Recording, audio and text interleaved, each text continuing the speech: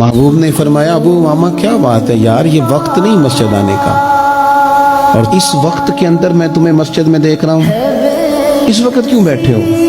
عرض کرنے لگے حضور مجھے قرض نے پریشان کر دیا، آزمائش میں آ گیا، حضور کیا کروں؟ تو نبی کریم نے فرمایا میں تمہیں دعا سکھاتا ہوں۔ حضور نے دعا سکھائی، کہاں پڑھو اللہم انی اعوذ بک من الہم والحزن واعوذ بک من العجز والکسل واعوذ بک من الجبن والبخل واعوذ بک من غلبۃ الدین وقہر الرجال۔ فرمائے اس دعا کو پڑھا کرو، اللہ خیر کر دے گا۔ حضرت ابو امامہ فرماتے ہیں لوگوں میں نے یہ دعا پڑھی، میرے نصیب دیکھو، پڑھی میں نے پر سیکھی میں نے ڈائریکٹ حضور سے۔